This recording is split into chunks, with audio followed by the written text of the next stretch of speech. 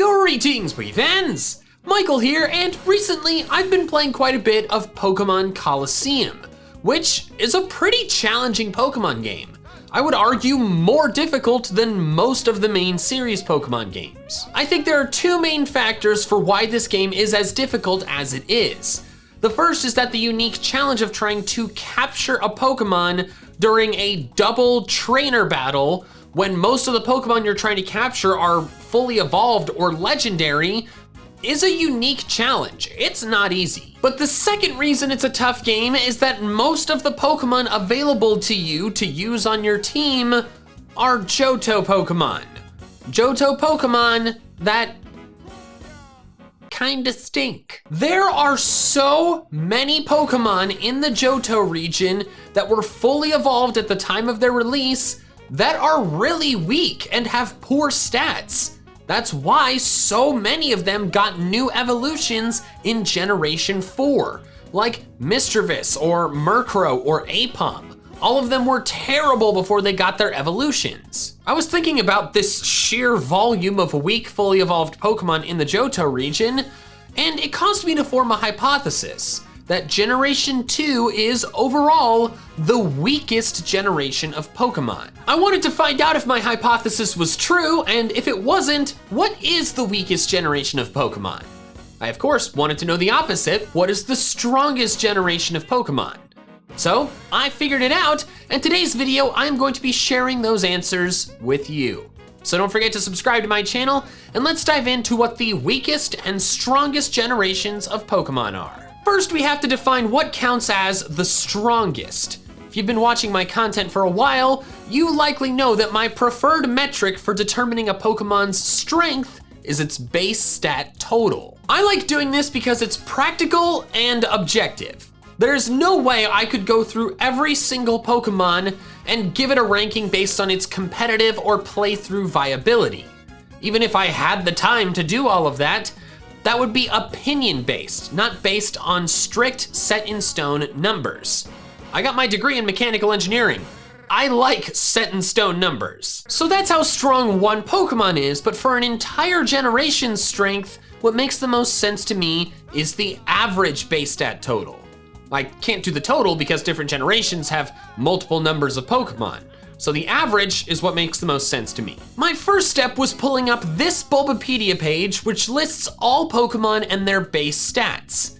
I copied this data into a spreadsheet and divided up the generations. However, before doing any calculations, I took all regional variants, so all Alolan and Galarian forms, and moved them from whatever generation that species is in to generation 7 or 8. While they are technically new forms of older generation Pokemon, I, along with I'm sure many others, basically count them as just new Pokemon that are a part of the generation that they were introduced in.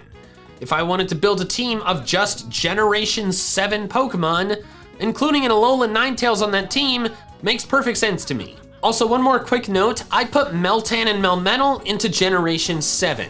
I know the Pokemon of the Year lumped them in with generation 8, but they were introduced and could be used in battle before Sword and Shield came out, so therefore to me, and I know a lot of other people, they're Gen 7 Pokemon. Also, I did not include Eternamax Eternatus. Its base stat total is huge, but it's not usable in battle. That base stat total is just there for that one max raid-like battle, so it gets ignored. I then did some spreadsheet magic and found the average base stat total for each generation, then ordered them from biggest to smallest, and these were the results.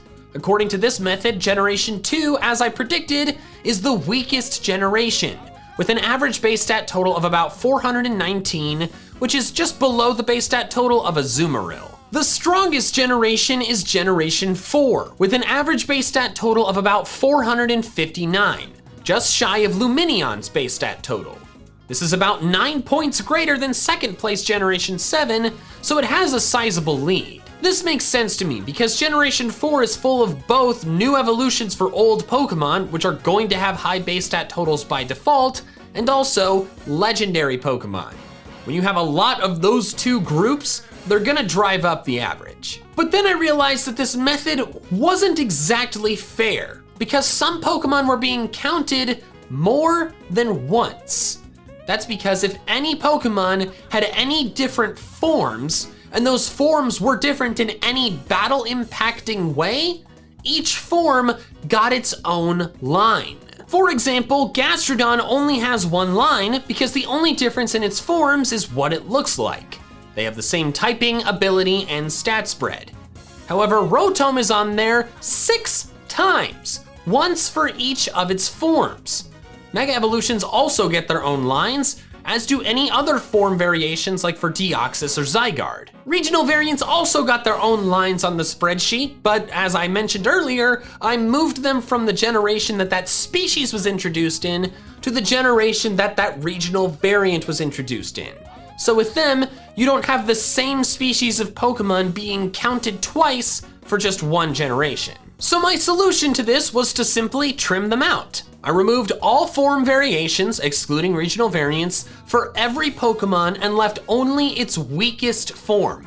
Now, one species of Pokemon will only show up once for any given generation. This changed the ranking a decent amount, although the top 3 stayed the same. Generation 4 is still the strongest, followed by Generation 7, then Generation 6. But Generation 2 is no longer the weakest, because Generation 3 had a massive fall, falling from 4th place down to dead last. I think the reason Gen 3 had this enormous drop is because I trimmed out so many really overpowered forms. It had a ton of really OP Mega Evolutions, including Mega Rayquaza. It had the 2 Primal Reversions, which were extremely overpowered, and then 3 Deoxys forms that all got removed. When you remove that many really strong Pokemon, it's gonna hurt. As for how Generation 2 is faring with this new ranking, it's still second to last, but it is less than 1 point behind Generation 1. I honestly think that's wildly impressive. Prior to Mega Evolutions making everything crazy, the average base stat total for all of Gen 1 and all of Gen 2 was nearly identical. Shout out to Game Freak for some impressive balancing. But I still wasn't happy with this because I realized that this method favors generations with more legendary Pokemon. Our weak friend Gen 2 only has 6. Meanwhile, the strongest Gen 4 has 16.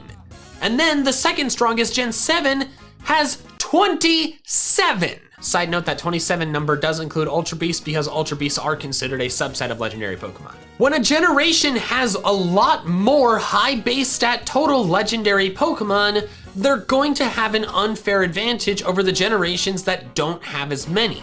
So to make it more fair, I removed all legendary Pokemon from the list, including mythical Pokemon and Ultra Beasts. And it shook up the rankings quite a bit. As I expected, due to the sheer volume of Gen 7 legendaries, Gen 7 fell from 2nd place down to 5th. Gen 4 stayed on top though, clearly still being carried by its massive amount of new evolutions for old Pokemon. I was impressed by Generation 6 though, because while it did move up to 2nd place mainly due to Generation 7 falling, it closed the gap between itself and Generation 4 by about 50%.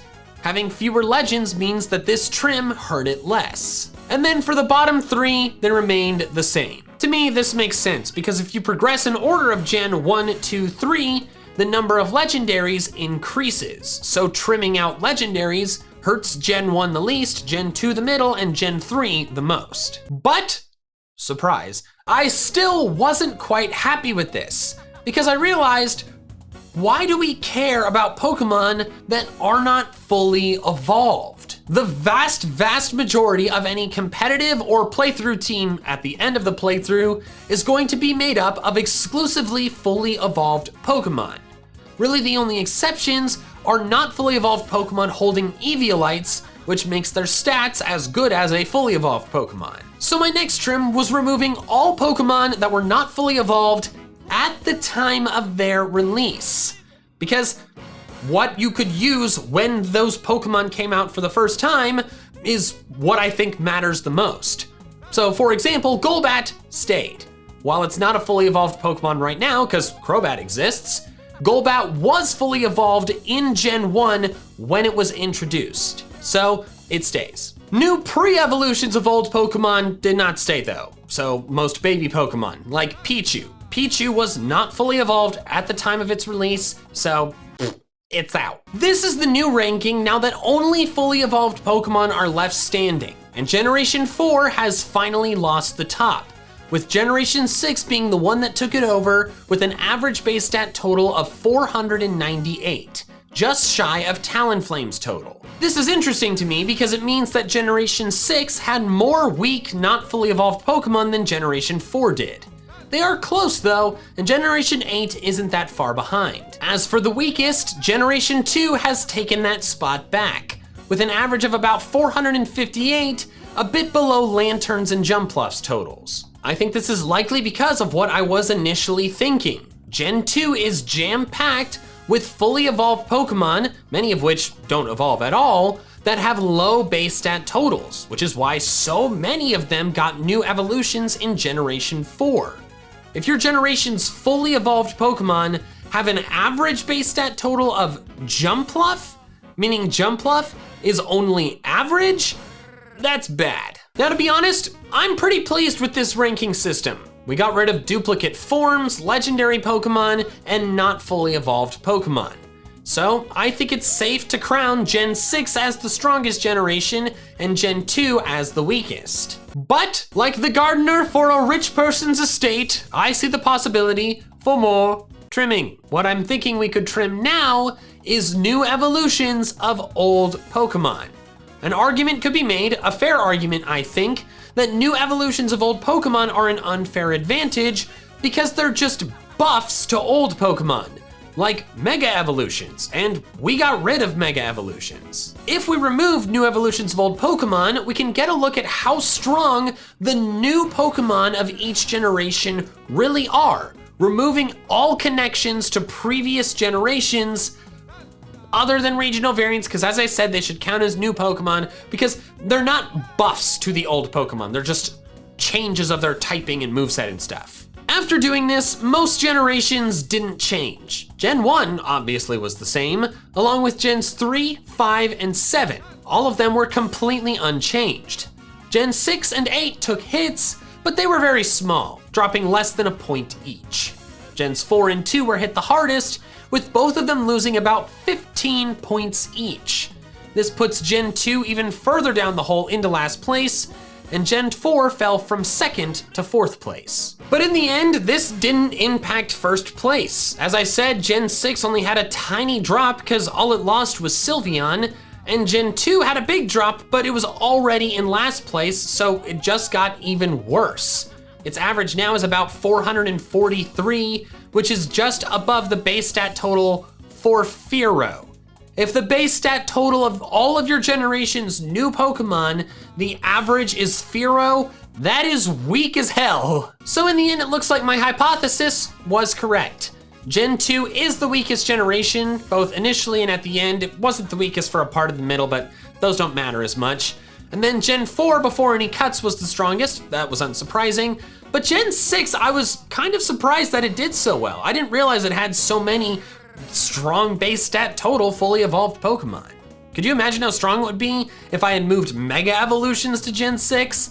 Goodness. Thank you so much for watching, and an extra special thanks to my patrons over on Patreon who are helping support the channel independent of fluctuating and unreliable YouTube ad revenue. If you want to help support me in the same way and get some cool perks in exchange, the link is in the description below. Also, if you want to check out some more of my fun Pokemon content, you can click one of these things. All right, that's all I have for now. So till next time, Poke fans, gotta catch some more.